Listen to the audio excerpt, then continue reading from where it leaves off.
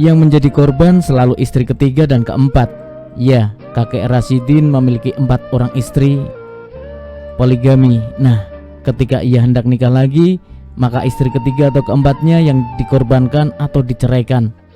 Hal itu terus ia lakukan hingga 9 kali pernikahannya.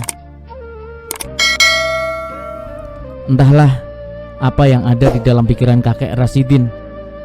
Tua-tua keladi, semakin tua kian menjadi.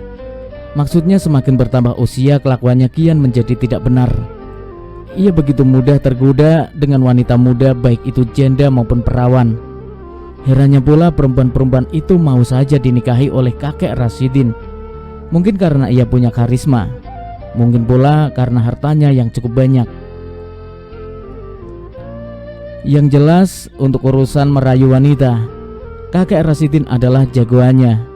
Ada saja triknya untuk melakukan para wanita itu sehingga percaya dan mau dinikahi olehnya.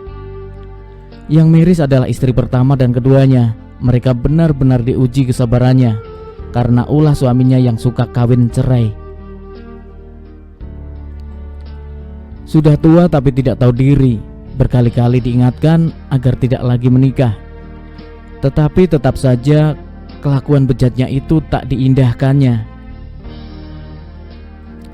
Menurut seorang saksi, istri pertamanya sangat sabar sekali. Selama puluhan tahun ia hidup berumah tangga bersama kakek Rasidin. Selama itu pula ia kerap kali menyaksikan ulah suaminya yang gonta-ganti istri. Bagi kakek Rasidin, istri itu seperti boneka atau barang mainan saja. Sekali-kali dibutuhkan dan kalau sudah tidak bagus lagi, dibuang. Harta yang kuat membuat dirinya begitu percaya diri untuk menggait para wanita dari kalangan mana saja. Terakhir adalah ia bisa menaklukkan seorang gadis berusia 16 tahun. Bayangkan saja, seorang gadis belia dan masih perawan mau dinikahi oleh laki-laki bandot berusia mendekati 70 tahun. Hubungan seperti kakek dan cucu ini tampak sangat tak lazim, tetapi pernikahan itu nyata terjadi. Kakek Rasidin berhasil menikahi gadis belia tersebut. Apa resepnya? Tentu saja karisma, harta, dan sedikit rayuan gombal. Tidak lama setelah menikahi gadis belia, hebatnya kakek Rasidin langsung naik haji. Ia menyertakan beberapa keluarganya. Uangnya seperti tak pernah habis saja. Singkat cerita, haji itu pun nyata dilaksanakan dan ia telah berada di Mekah Al-Mukarramah untuk menunaikan rukun Islam yang kelima. Selama ibadah haji sebenarnya tidak ada kejadian aneh menimpa kakek Rasidin. Namun saat ibadah haji selesai dan hendak pulang ke Indonesia, kejadian aneh itu baru muncul. Tiba-tiba dia menghilang dari maktab pemondokan. Berjam-jam dicarinya tidak ketemu. Akhirnya ada sebuah berita yang mengatakan bahwa kakek Rasidin meninggal dunia. Tetapi saat dicari hingga ke makam baki, tempat dikuburkannya para sahabat, jenazahnya pun tidak ditemukan. Akhirnya keluarga pun menyerah. Pencarian mereka berakhir dan menyerahkan sepenuhnya kepada Allah. Meski belum ditemukan jenazahnya, tetapi keluarga meyakini kalau kakek Rasidin telah meninggal dunia. Para jamaah pun pulang ke Indonesia. Sampai di rumah, berita meninggalnya kakek Rasidin saat beribadah haji ini seketika menjadi hangat. Berbagai desas-desus pun mengiringi berita itu. Macam-macam kesimpulan para warga. Mungkin karena dia suka kawin kali, mungkin dia banyak dosanya kali, ujar beberapa warga menyimpulkan. Namun ada juga yang berkesimpulan lebih bijak, bahwa kematian kakek Rasidin karena sudah waktunya tiba. Usianya telah lanjut, maka wajar jika ia meninggal dunia karena tak kuasa menahan takdir usia yang sudah uzur.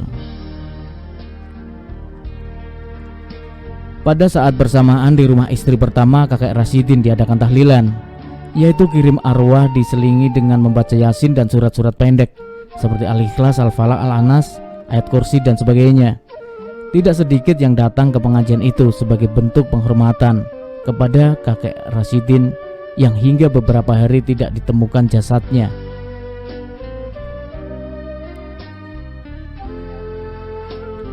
Keluarga sendiri tak pernah berhenti mendoakan almarhum semoga jasadnya cepat ditemukan.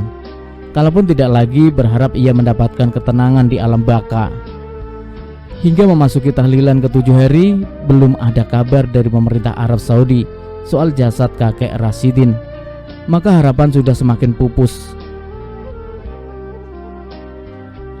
Kesimpulan pun bermunculan, mungkin ia dimakan binatang buas hingga dagingnya habis dan tak bersisa. Atau bisa jadi ia tenggelam di sumur atau di sungai Nil sehingga jasadnya benar-benar tak bisa ditemukan. Ketika harapan itu sudah habis, tiba-tiba kejadian aneh muncul pada malam tahlilan yang ke-40. Kakek Rasidin datang seorang diri ke rumah istri pertamanya dalam kondisi sangat kurus dan pakaian kumal. Orang mengira arwah kakek Rasidin yang datang, alias rohnya gentayangan. Sebagian orang pun ketakutan dan tidak sedikit yang lari. Namun beberapa saat kemudian mereka sadar kalau yang datang itu adalah benar-benar kakek Rasidin, alias dia masih hidup. Kejadian ini pun benar-benar mengejutkan. Bagaimana bisa seseorang yang dianggap telah meninggal dunia, tidak saja oleh keluarganya tetapi juga oleh pemerintah Arab Saudi sendiri, kini datang kembali. Dari mana saja ia selama ini? Mungkin itulah pertanyaan besar yang harus dijawab oleh kakek Rasidin dan tidak sabar ingin didengar oleh orang lain. Kepada anaknya, kakek Rasidin pun berterus terang bahwa ketika berada di Mekah Al-Mukarramah, dia melihat banyak sekali wanita cantik. Karena tergiur dengan kecantikan mereka, ia pun mau saja saat mereka mengajaknya pergi. Tempat yang dituju itu bagi kakek Rasidin benar-benar sangat asing dan tidak pernah dikenalnya sama sekali. Yang jelas selama diajak oleh para wanita cantik itu, ia hanya berpesta pora. Mereka bersenang-senang. Kakek Rasidin menyangka kalau ia hanya sebentar bersama para wanita cantik itu. Namun setelah kembali lagi ke maktab pemondokan, ia sudah tidak lagi menemukan keluarganya karena sudah pulang ke tanah air. Akhirnya oleh dinas setempat ia pun diantarkan pulang ke tanah air dan akhirnya sampai ke rumah dengan keadaan selamat. Apa yang bisa kita petik dari kisah di atas adalah bahwa apa yang kita lakukan saat di tanah air, maka itu pula yang akan kita tunai saat ibadah haji. Maka kakek Rasidin suka mempermainkan wanita dengan kawin cerai.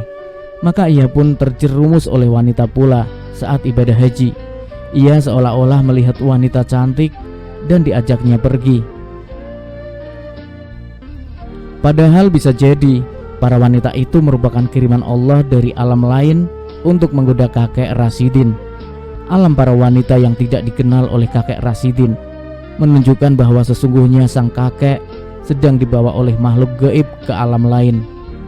Perasaan sang kakek yang hanya sebentar padahal sebenarnya lama semakin menguatkan dugaan ini. Atas dasar itulah kita harus menyiapkan diri sebaik mungkin sebelum berangkat ibadah haji. Hendaklah kita bertaubat sepenuh hati sebelum berangkat ke sana. Tidak saja mempersiapkan nilai materi saja, tetapi juga mental dan spiritual kita. Semoga kisah ini bisa menjadi pelajaran berharga untuk sahabat cerita kisah nyata. Khususnya buat kakek Rasidin sendiri, semoga hal ini bisa menyadarkannya bahwa apa yang dilakukannya selama ini tidaklah baik. Sehingga saat ia mau naik haji lagi, mungkin itu akan membuatnya semakin lebih mempersiapkan dirinya, baik mental maupun spiritualnya. Amin.